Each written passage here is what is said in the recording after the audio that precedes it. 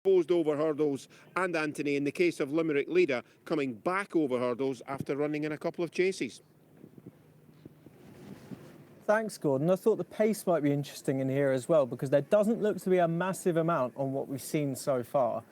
But we will see for the Enjoy the Virgin Bet race day tomorrow handicap hurdle. This is Division 1 of 2, and it's over an extended 2.5 miles. At the top of the betting is Having a Barney, 9 to 5 for Jamie Hamilton and Mark Wolford, who's 0 from 8 so far and 0 from 6 over hurdles. But it'll be interesting to see if he can take advantage of this slightly easier grade, and the market very much suggesting he can. Having opened at 11 to 4, he's now into 7 to 4. Going the other way is Something Golden, 9 to 4 out to 3 to 1.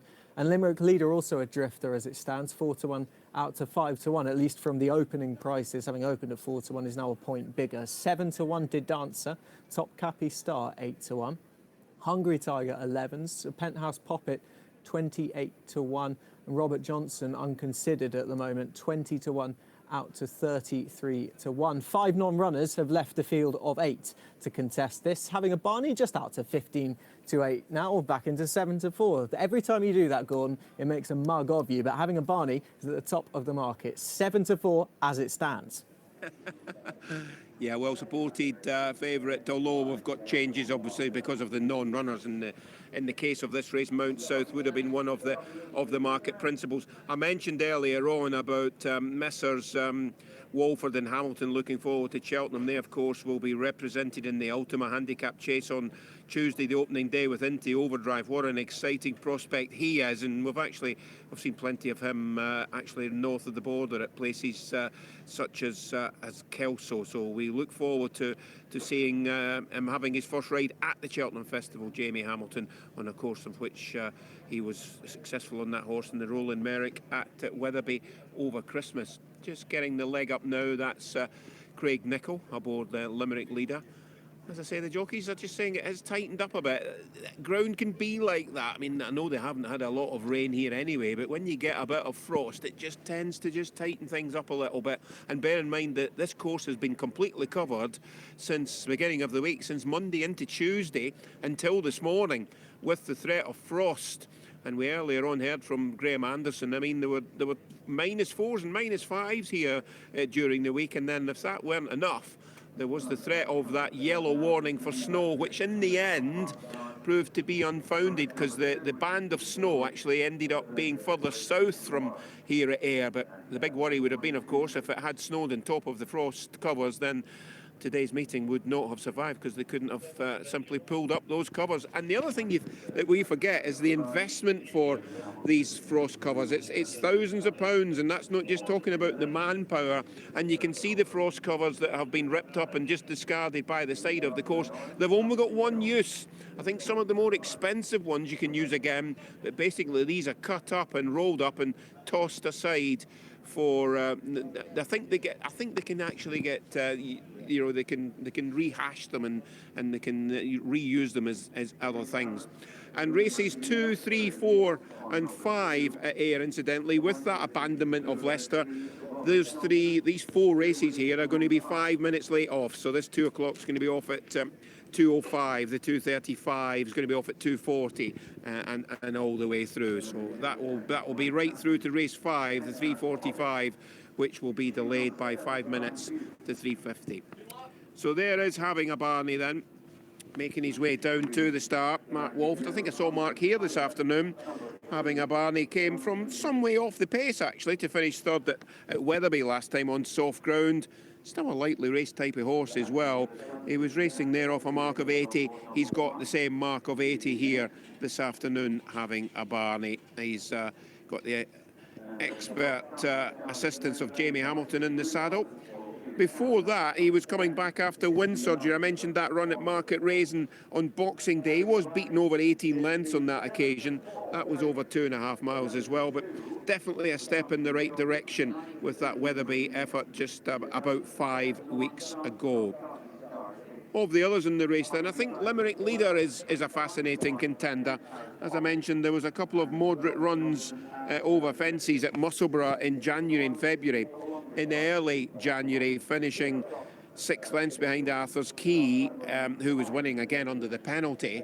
And Limerick Leader's currently the 9-2 third favourite. We've got the 74 favourite having a Barney. We've got Something Golden in between on 100-30. We've got 13-2 De Dancer, and it is 8-1 bar those. So yeah, so I thought Limerick Leader coming back over hurdles was catching the eye. Never won a handicap yet, not from 2 over fences, and his only win over hurdles actually came at Kelso about this time last year in a novice hurdle.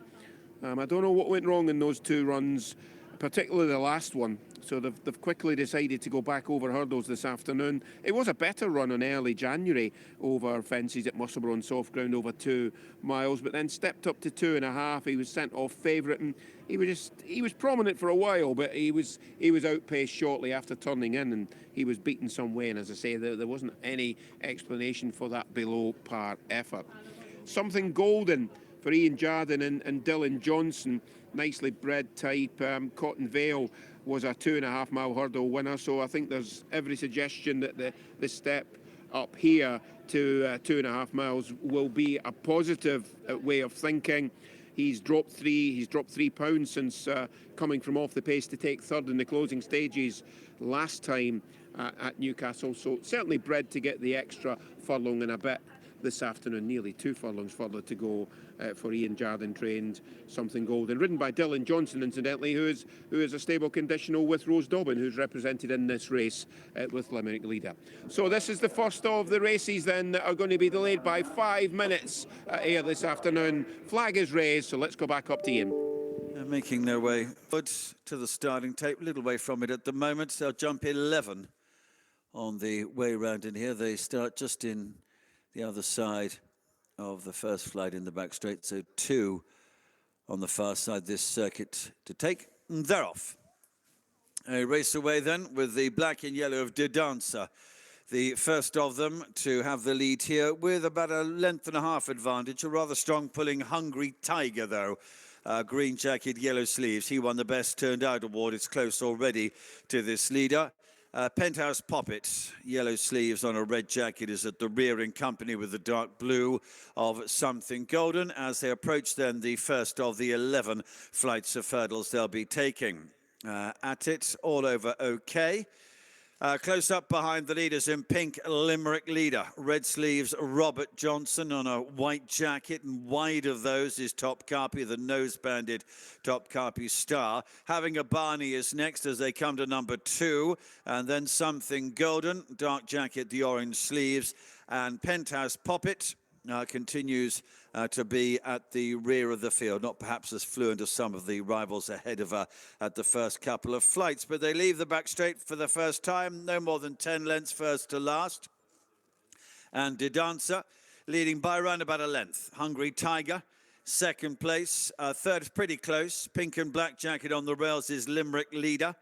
Robert Johnson, red sleeves alongside. 2 in blue colours, the next pair. The flashy white chestnuts having a Barney as they come to number 3, preceded though by the nose-banded Top Carpy Star as they jump the third.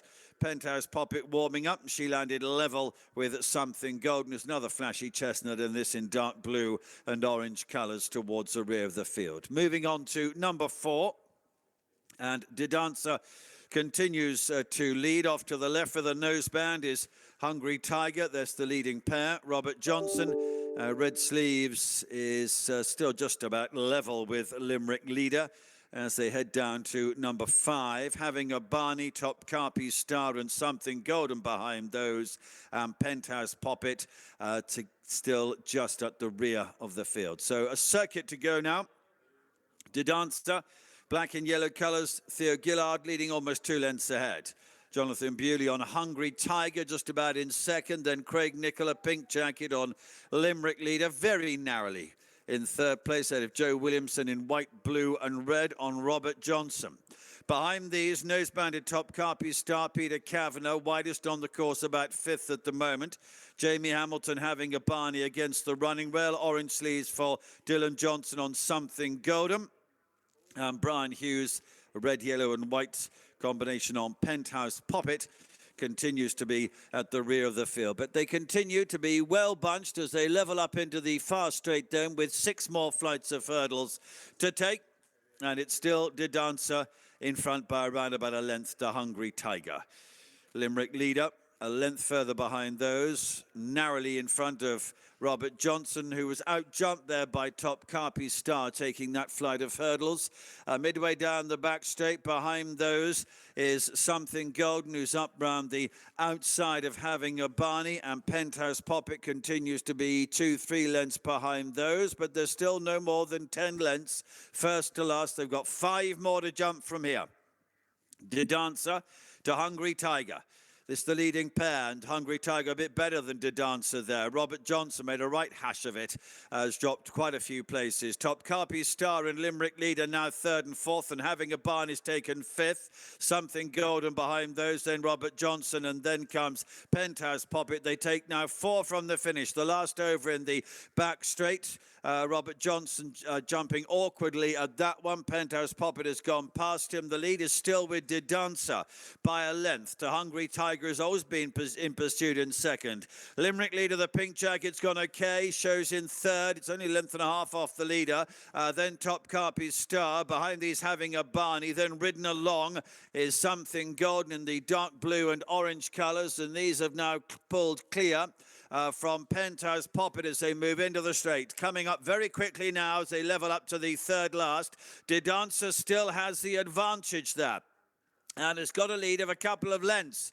In the centre with a noseband, Hungry Tiger. Towards the extreme left is Something Golden. Top Carpi Star now Having a Barney. 3 from the left, really beginning to close and get into it. 1 from the right, Limerick leader, the Pink Jacket is still there. And Limerick leader and Having a Barney emerge together at the 2nd last. To De Dancer on the right in 3rd place. Behind those is Something Golden. They move down with 1 flight of hurdles to take. Having a Barney, the blue colours nearest to us, has got a very slender lead. The Pink Jacket in 2nd position, Limerick leader. Right in behind those is Something Golden into the closing stages. Having a Barney in blue, Limerick leader in pink. There's very little between them. Having a Barney, though, is just going to forge on to win. To Limerick leader, Something Golden, De Dancer and Hungry Tiger. Yeah, it was a battling success in the end then for Having a Barney, for Jamie Hamilton and Mark Walford. They're really looking forward now, I'm sure, to Into Overdrive at Cheltenham in the Ultima on Tuesday. And Limerick leaders run a huge race back over hurdles in 2nd. That's much more like it. Something Golden took 3rd, but our camera on Having a Barney, who is a horse that's winning for the first time over hurdles at the 7th attempt. He raced off the same mark today as he did when coming from off the pace to finish 3rd at Wetherby last time. Just going to be joined in the closing stages as they come over the last there by Craig Nicol and Limerick leader. They go on clear of Something Golden. That was a massive run as well by De Dancer, who I think has hung on for 4th place, but I think there's a bit left here. I think the winner's won a shade Cosley by about a length and a tail as we pick up the head-on coming into the closing stages there. On the left of shot, that's Something Golden, just beginning to stay on with the horse with a white blaze. Eventually gets into 3rd place. And a bit of argy-bargy there, and one of the horses that was worse offended potentially was De Dancer, the horse that's finished 4th, beat by a horse that's out of contention there. Looks like Hungry Tiger. Down the far side, De Dancer was in front for so long. He actually jumped to his left at the 4th last, and as I say, he's done well after being impeded in the closing stages at that final flight to finish in 4th place. But no doubt about the winner, Having a Barney. I think once he's got the hang of things now, that is him got his head in front for the first time. Mark Walford's enjoying a fairly decent season with his jumpers. As I say, the race did lose a bit of its interest with the defection, particularly of Mount South, who would have been favourite, but these are the horses that are left, and these are the horses that are picking up the pieces, and